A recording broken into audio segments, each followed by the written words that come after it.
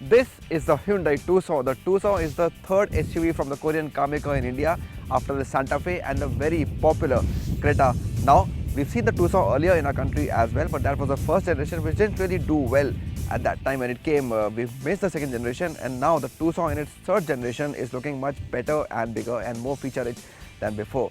Hyundai launched the car just a few days back, and today on Living Cars, we're getting you a first drive of the all-new Hyundai Tucson.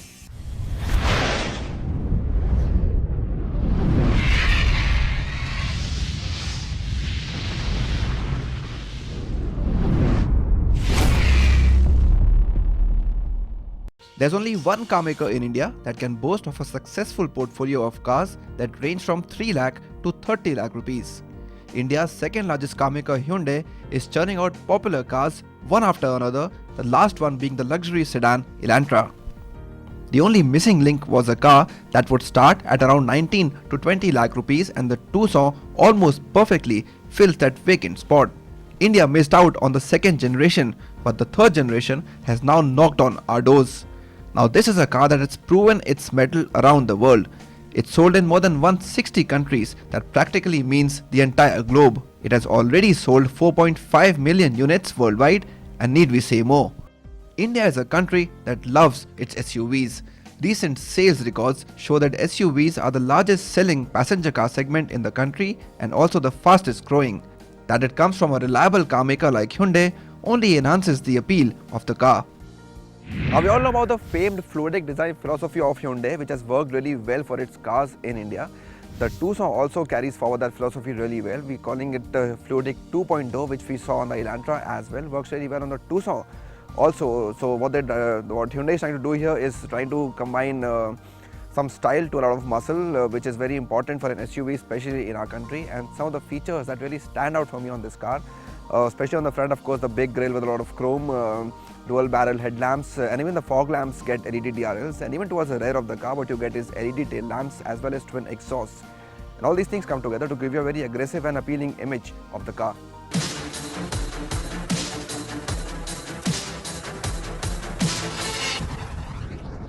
Born dynamic is how the Korean car maker is describing the new Tucson. The fluidic design has found acceptability amongst Indians and even the 2.0 design theme works wonders. The connection between the hexagonal grille and the dual barrel LED headlamps looks classy. The clean design of the rear profile further adds to the appeal.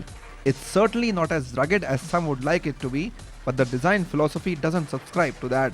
But the black wheel arches and the slim cladding somewhat compensate. Diamond cut alloy wheels are certainly amongst the best in the industry. The roof rails and the big spoiler also add their bit to make the Tucson a good looking car. Overall, it looks more like a part of a family and reminds of both the Santa Fe and Creta from certain angles, something that may or may not work with customers. But you do expect good rich features in all Hyundais in our country, and more so in the Tucson, because this is a car that starts at almost 20 lakh rupees. And the interiors are rich and premium here as well. Of course, the very familiar black and beige combination inside the car, all over the car, on the doors, on the dash. The seats are supremely comfortable, they're beige in color. Steering wheel is nice to hold, has a lot of controls on it. Of course, a touchscreen navigation system, infotainment system, has a rear parking camera as well. A lot of buttons to play with, ergonomically well designed car, good storage options, nice instrument cluster in front of you, giving you a lot of information. So as a driver, you get access to a lot of things inside the car that will make your drive worthwhile inside the new Tucson.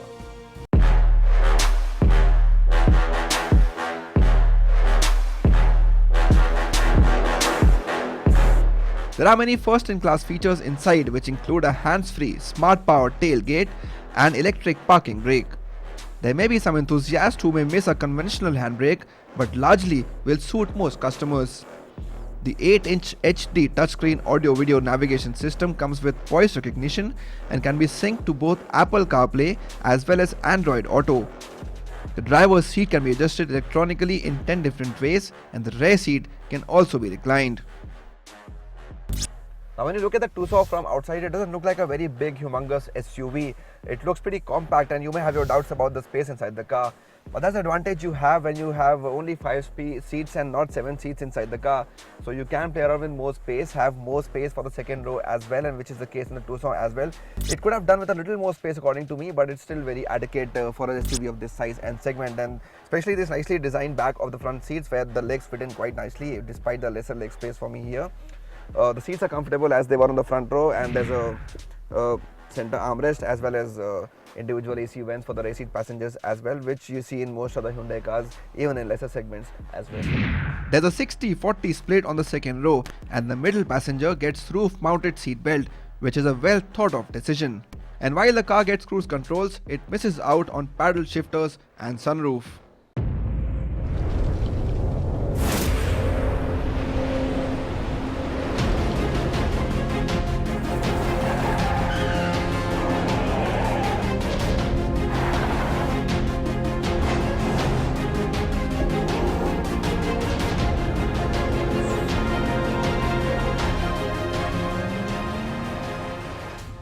Now they do spoil you with features, but Hyundai also spoils you with engine and gearbox options. So as is the case with a lot of other cars, including the recently launched Elantra, the Tucson always also comes in both petrol and diesel options, and both have manual as well as automatic. So they're both 2-liter motors. The diesel is a lot more powerful than petrol at 185 PS, which is around 30 PS more than the petrol variant. In fact, that is even more powerful than both the recently launched Fortuner as well as the Endeavour 2.2-liter variant. So that's good power on the new Tucson.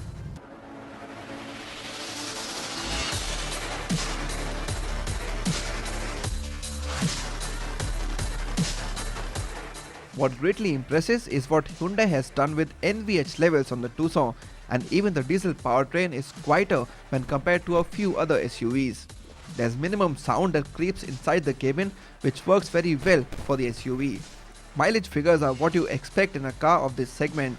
While it hovers around 13 km per litre for the petrol variants, in diesel the car gives around 16 km per litre for automatic and 18.4 km per litre for the manual variant. Now you do expect driving modes in a car of this segment, and the Tucson also comes with multiple driving modes. So apart from the normal modes that you also have Eco and Sport modes depending on what you want from the car. The power output changes. So Eco mode of course gives you more fuel economy, and the Sport mode gives you a little more performance on the car. Now what the Tucson misses out on for the time being is a 4-wheel drive variant, so you can't really take this car off-road too much. Right now there are only 2-wheel drive variants, be it petrol as well as diesel, but the wait might not be too long for the 4-wheel drive variant to come to the market. It's a seamless gearbox inside the Tucson and responds to the need of the driver, more so in the sport mode. Unlike the automatics, the manual transmission comes with something called flex steer to allow the drivers to switch amongst the modes for steering response depending on the road conditions and the preference of the driver. The steering is not as light as we've seen on some other Hyundais, and that may not be a bad thing.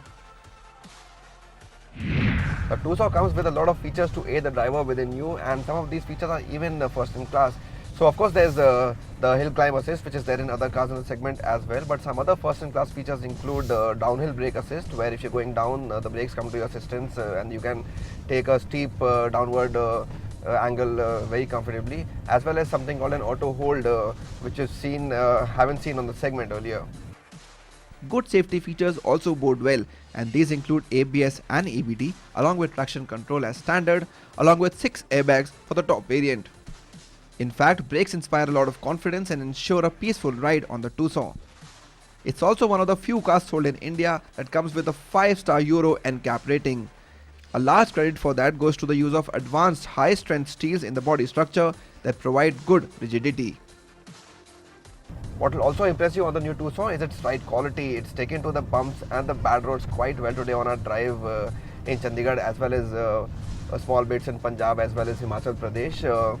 And you expect that from a car when you're spending so much money, and the Tucson totally delivers on that front. Handling also will sweetly surprise you. Yes, this is a Hyundai, and yes, this is an SUV, but when it comes to body roll, both seem like a thing of the past. Unless you really push the Tucson beyond its comfort zone, it handles the way it doesn't give any discomfort to its passengers. The Tucson sits comfortably between the Creta and the Santa Fe and hardly has any other competition apart from say the Honda CR-V.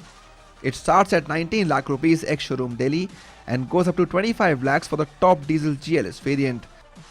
Well, there couldn't have been a better time for Hyundai to launch the Tucson in India. The way it's been priced, it sits very nicely between the Creta and the Santa Fe. Now this is a segment that's going really fast. SUVs have grown faster than any other car segment in our country, and there's hardly any competition in this particular segment. So we say the future looking good for Hyundai as well as the Tucson.